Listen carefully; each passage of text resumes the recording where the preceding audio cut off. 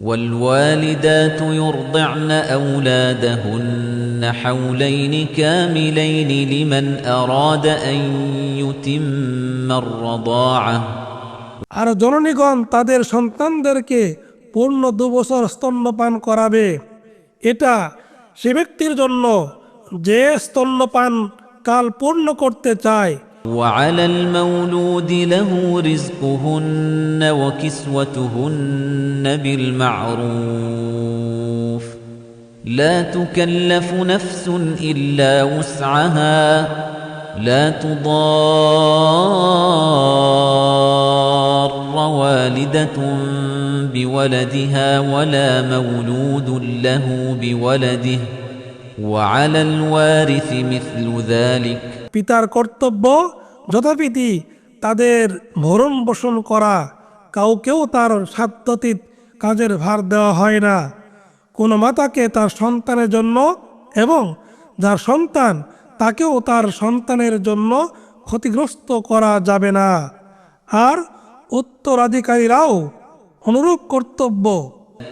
فإن أرادا فصالا عن تراض منهما وتشاور فلا جناح عليهما কিন্তু যদি তারা পরস্পর সম্মতি ও পরামর্শক্রমে স্তন্যপান বন্ধ রাখতে চায় তবে তাদের কারো কোনো অপরাধ নেই। وإن أردتم أن تسترضعوا أولادكم فلا جناح عليكم إذا سلمتم ما آتيتم بالمعروف واتقوا الله واعلموا أن الله بما تعملون بصير আর যদি তোমরা তোমাদের সন্তানদেরকে স্তন্যপান করাতে চাও তাহলে যদি তোমরা প্রচলিত বিধি মোতাবেক বিনিময় দিয়ে দাও তবে তোমাদের কোনো পাপ নেই। আর আল্লাহ তাকে অবলম্বন করো এবং জেনে রাখো তোমরা যা করো নিশ্চয় আল্লাহ তা প্রত্যক্ষকারী। والذين يتوفون منكم ويذرون أزواجا يتربصن بأنفسهن 4 أشهر وعشرا আর তোমাদের মধ্যে যারা স্ত্রী রেখে মারা যায় তারা নিজেরা 4 মাস 10 দিন অপেক্ষা থাকবে।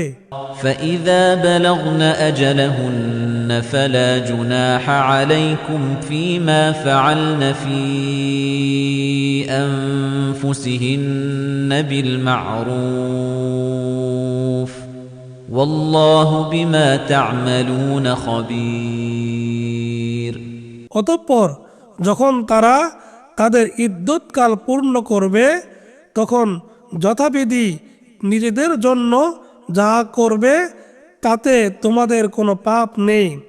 আর তোমরা যা করো আল্লাহ সে সম্পর্কে সম্যক খবর রাখেন। ولا جناح عليكم فيما عرضتم به من خطبة النساء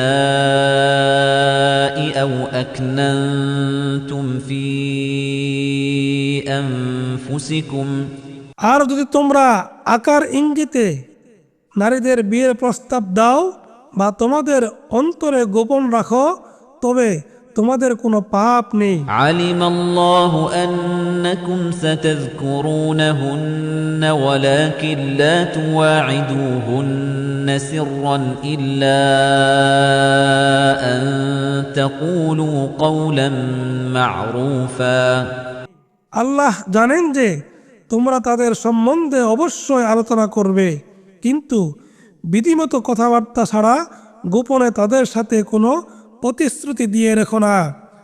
ولا تعزموا عقدة النكاح حتى يبلغ الكتاب أجله এবং নির্দিষ্ট কাল পূর্ণ না হওয়া পর্যন্ত বিবাহ বন্ধনের সংকল্প করো না। واعلموا أن الله يعلم ما في أنفسكم فاحذروه واعلموا أن الله غفور حليم আর জেনে রাখো নিশ্চয় আল্লাহ তোমাদের অন্তরে যা আছে তা জানেন, কাজেই তাকে ভয় করো এবং জেনে রাখো নিশ্চয় আল্লাহ ক্ষমা পরায়ণ পরম সহনশীল। لا جناح عليكم إن طلقتم النساء ما لم تمسوهن أو تفرضوا لهن فريضة যদি তোমরা তোমাদের বিবিদের স্পর্শ না করে অথবা মোহর নির্ধারণ না করেই তালাক দাও তবে তোমাদের কোনো অপরাধ নেই। ومتعوهن على الموسع قدره وعلى المقتر قدره متاعا بالمعروف حقا على المحسنين আর তোমরা তাদের কিছু সংস্থান করে দিবে সচ্ছলতার সাধ্য মতো এবং অসচ্ছলতার সমর্থ অনুযায়ী বিধিমতো সংস্থান করবে, এটা মুহসিন লোকদের উপর কর্তব্য। وإن طلقتموهن من قبل أن تمسوهن وقد فرضتم لهن فريضة فنصف ما فرضتم إلا أن يعفون أو يعفو الذي بيده عقدة النكاح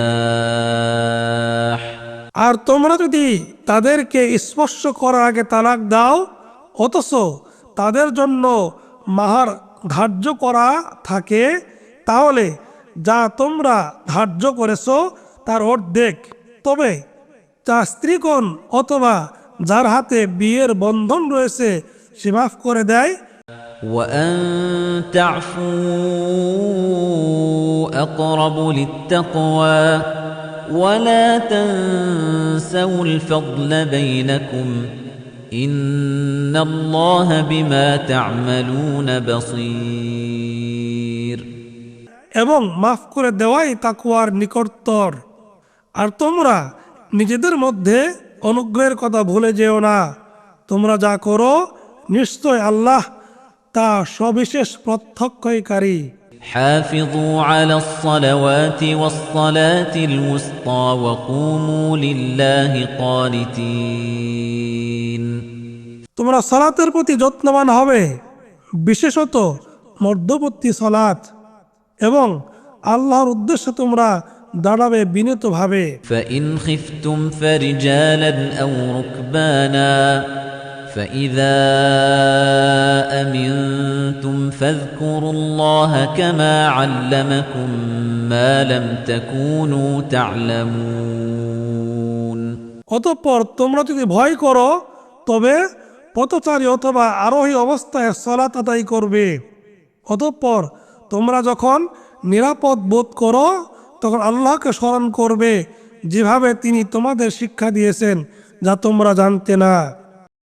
والذين يتوفون منكم ويذرون أزواجا وصية لأزواجهم متاعا إلى الحول غير إخراج আর তোমাদের মধ্যে যারা মারা যাবে এবং স্ত্রী রেখে যাবে তারা যেন তাদের স্ত্রীকে তাদের ঘর থেকে বের না করে তাদের 1 বছরের ভরণ পোষণের ওসিয়াত করে।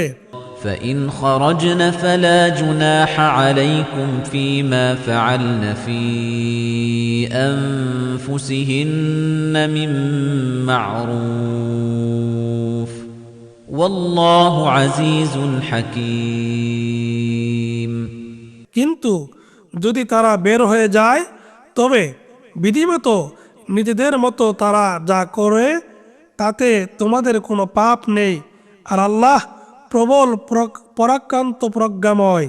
وللمطلقات متاع بالمعروف حقا على المتقين আর তালাকপ্রাপ্ত নারীদের প্রথমত ভরণ পোষণ করা মুত্তাকিদের কর্তব্য।